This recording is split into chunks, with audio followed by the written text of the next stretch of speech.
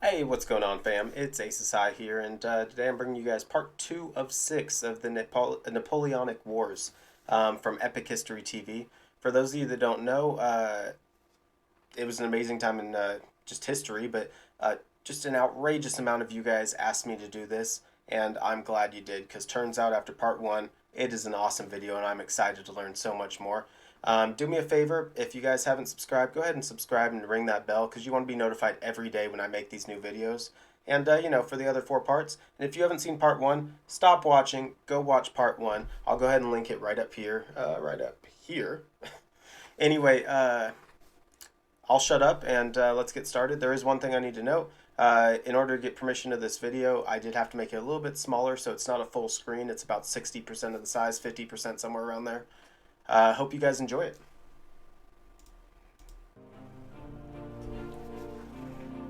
In December 1805, at the Battle of Austerlitz, Napoleon Bonaparte, Emperor of the French, won a crushing victory against the joint forces of Austria and Russia. Napoleon now dominated Europe, able to hand out spoils as he saw fit.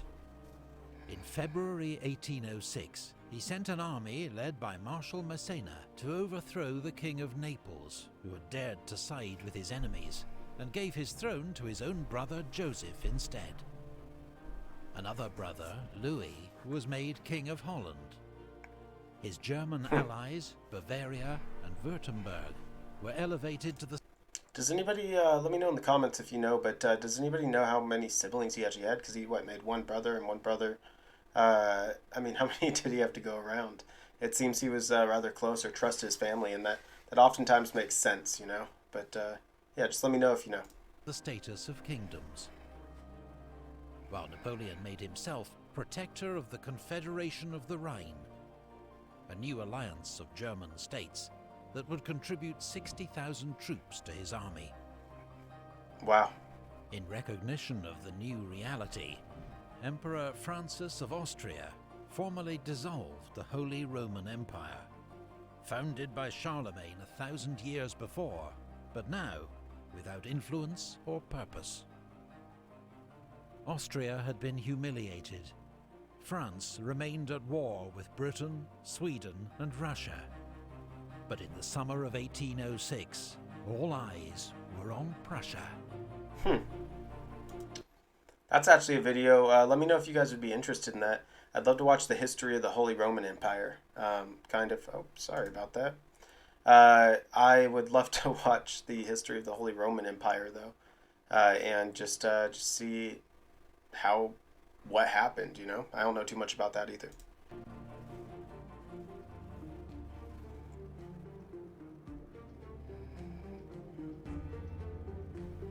The Prussian king, Frederick William III, regarded Napoleon with deep mistrust and had been about to join the coalition against him when news arrived of its disastrous defeat at Austerlitz.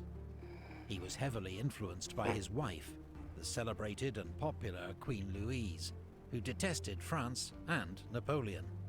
She led the influential War Party at the Prussian court.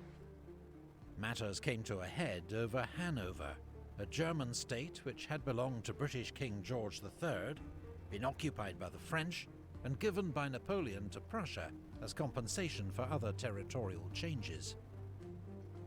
Now the Prussians learned that Napoleon had secretly offered to give Hanover back to Britain in exchange for peace. Frederick's... Sorry about that, you guys.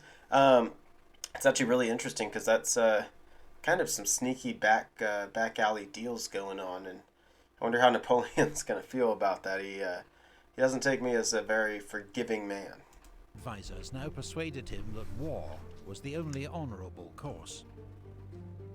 But Prussia then made a basic strategic blunder, sending an ultimatum to Napoleon without consulting its new allies in the Fourth Coalition. Their forces were too far away to help Prussia, who would now face Napoleon's Grande Armée with just the small state of Saxony for support.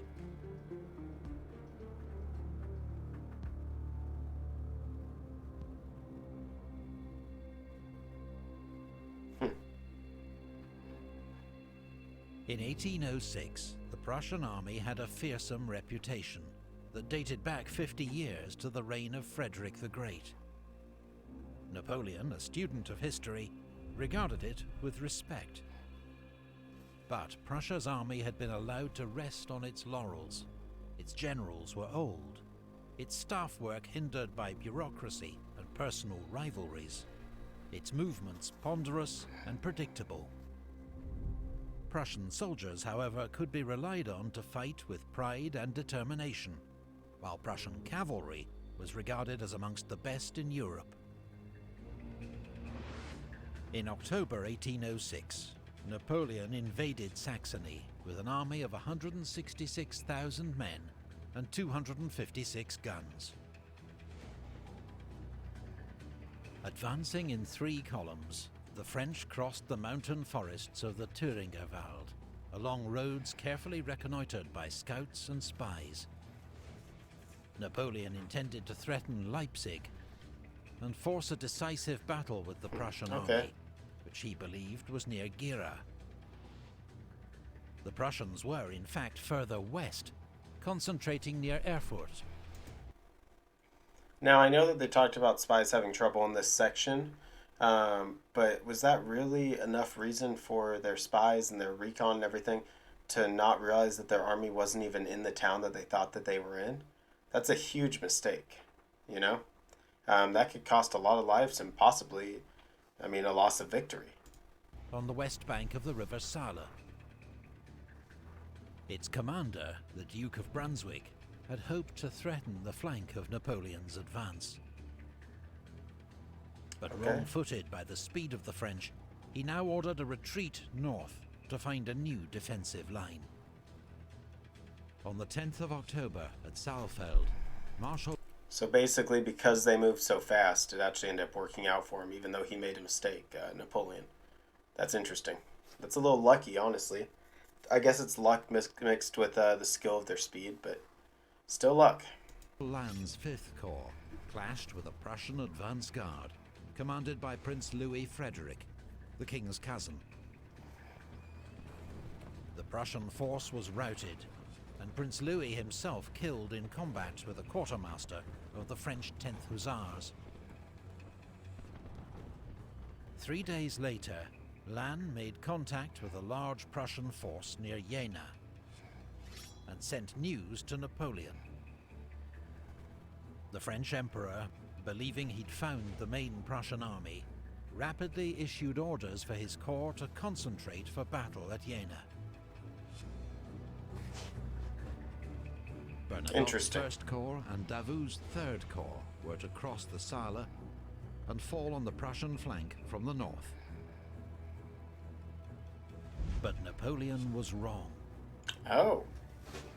Lannes faced a 35,000-strong Prussian rearguard, commanded by General Hohenlohe. The main Prussian army, 52,000 men under the Duke of Brunswick, was further north, moving straight into the path of Davout's 3rd Corps. That's a mistake too. Again, it comes down to recon and reconnaissance.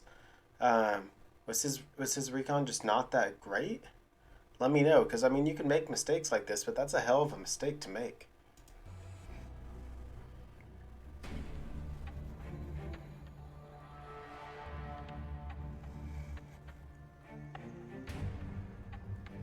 The Battle of Jena began at 6:30 a.m. on the 14th of October, in thick fog.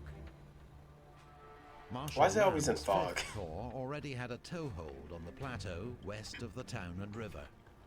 His first task was to drive back the Prussians and win room for the rest of the French army, arriving by the hour to deploy. His infantry led the way, and fierce fighting broke out for the villages of Cospeda, Closewitz, and Lützeroda. Meanwhile, Augereau's 7th Corps advanced through a ravine, emerging onto the plateau on Lannes' left flank, while Soult's 4th... I've got a question for you guys. So they're saying these soldiers went through the ravine. It looks like they're up on the edge of the ravine, but he said through the ravine. And if it is through the ravine, is it just because it's flat ground down below? Or is it because if you're in the ravine, they can't see you coming? More cover? Because it seems like up top would probably be the way to go, right? It seems like it'd probably be flatter, less water to deal with, possibly, if there's water down there. And unless it's just because the road went through there. I don't know. Does anybody know why they would choose to go through the ravine instead of on the top edge? Let me know. Corps climbed steep tracks to form on his right. Napoleon joined Lannes in the centre of the battlefield, organising a 25-gun battery to support the attack on Vierzehnheiligen. The village was won, but then lost to a determined Prussian counterattack.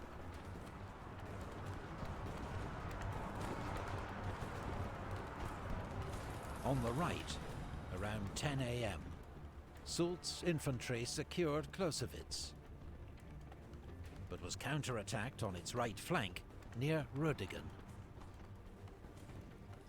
A decisive charge by Soult's light cavalry drove off the Prussians, routing their infantry and capturing 2 enemy colours. As 6th Corps began to arrive on the plateau, its fearless but impetuous commander, Marshal Ney, ignored orders and dived into the fighting around Vierzehnheiligen, becoming briefly cut off by a Prussian counterattack and having to be rescued by Guard cavalry. General Hohenlohe was expecting the arrival of 15,000 more troops under General Ruchel at any moment. Until then, he remained largely inactive, shoring up his line and ordering limited counterattacks. But he had run out of time. Napoleon had begun the day with just 25,000 men.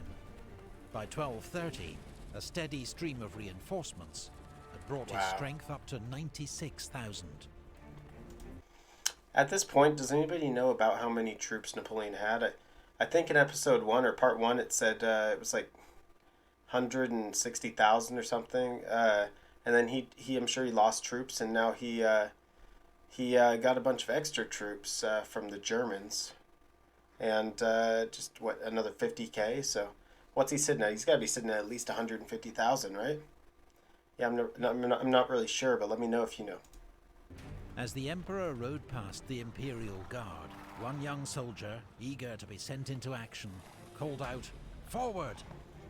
Napoleon stopped and demanded to know who had spoken, then rebuked the soldier as a beardless youth who ought not to offer advice until he too had commanded in 30 battles. I mean, he has a point. I agree. That being said, it sounds a little arrogant, Wow. But the moment had arrived. Although the Guard, to its frustration, remained in reserve, the other French corps were ordered forward in a general attack. The Prussian army began to give ground. At first it kept its discipline, but then disintegrated into a general rout. Murat's cavalry were launched in pursuit, riding down and sabering hundreds of fleeing Prussians. Wow. That'd be General terrifying. Ruchel's 2 divisions finally arrived at the worst possible moment. They briefly held up 5th Corps' advance, but were soon outflanked, broken up by cannon fire, and charged down by French cuirassiers.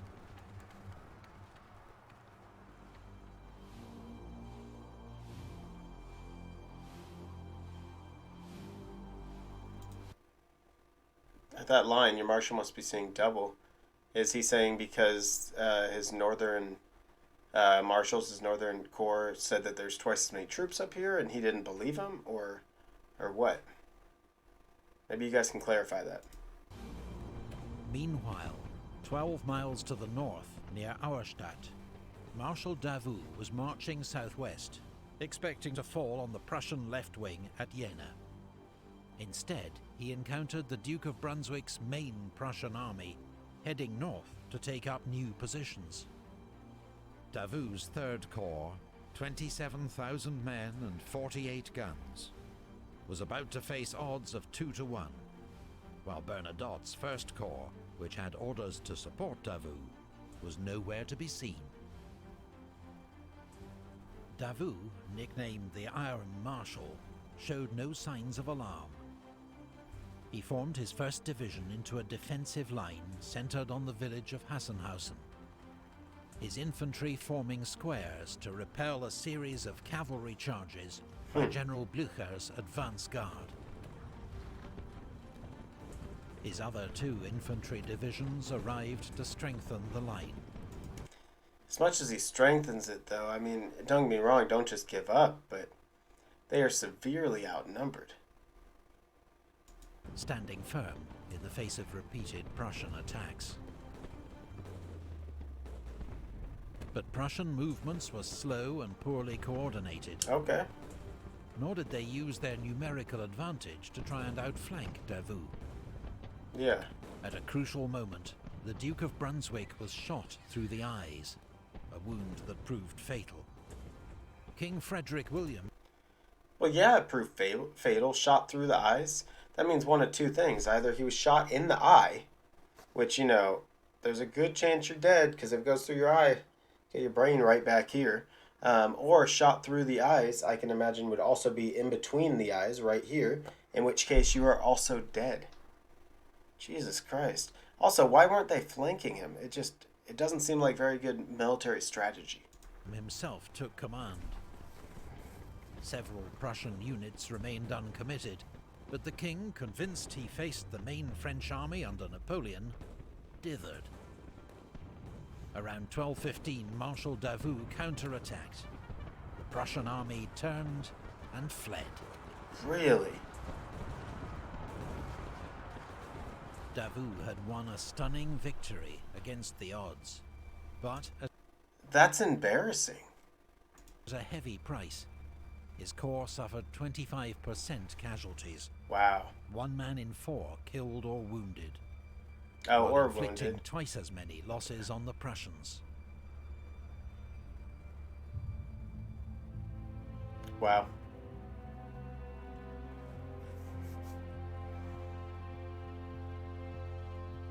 When news reached Napoleon that Marshal Davout had engaged and defeated the main Prussian army, he reacted first with disbelief, then heaped praise upon the Iron Marshal, later awarding him the title Duke of Auerstadt.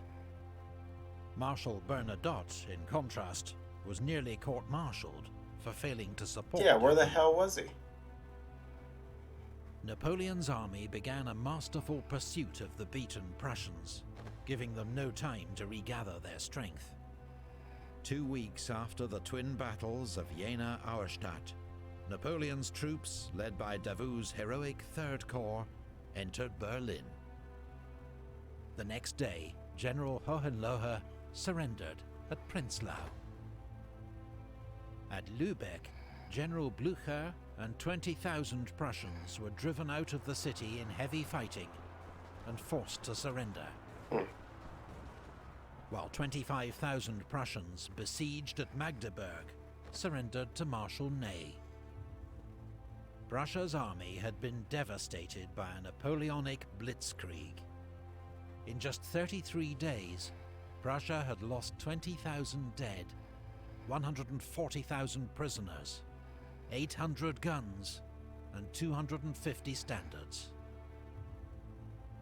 It was a humiliation that proud Prussians like General Blücher would neither forget nor forgive. Unlike Saxony, King Frederick William refused to make peace with Napoleon. He continued to hold out in East Prussia, trusting in the approaching Russian armies to rescue his kingdom.